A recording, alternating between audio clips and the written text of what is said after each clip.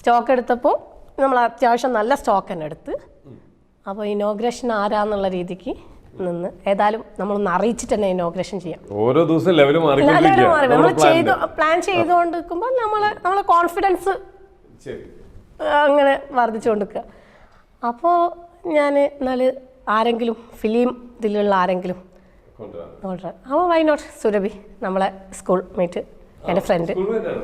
സുരഭി അവളെ നമ്മളെടുത്തുനിന്നുള്ള ആളല്ലേ. നമുക്കെപ്പോ നമ്മളെ കൂടെ ഉള്ള ആൾക്കാരെ ഇതാക്കുക എന്നുള്ളതാണ്. സുരഭിന്റെ അടുത്ത് ചോദിച്ച് കുറെ വർഷമായിട്ട് നമ്മള് കോണ്ടാക്ട്സ് ഒന്നും ഇല്ലായിരുന്നു.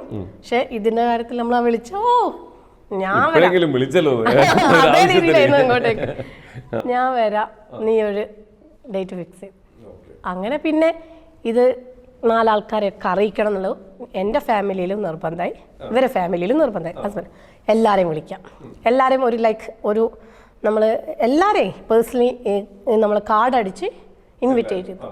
ഫാമിലി, ഫ്രണ്ട്സ്, പിന്നെ നമ്മൾ ആ നാട്ടിലുള്ള ആൾക്കാരൊക്കെ ഇൻവൈറ്റ് ചെയ്ത് ഞാൻ എക്സ്പെക്റ്റ് ചെയ്തതിനെക്കാട്ടിലും ഡബിൾ ആൾക്കാരെ സപ്പോർട്ട്, ഫ്രണ്ട്സ് ആൻഡ് ഫാമിലിൻ്റെ സപ്പോർട്ടാണ് നമ്മളെ ഫസ്റ്റ് ബൂസ്റ്റിംഗ്.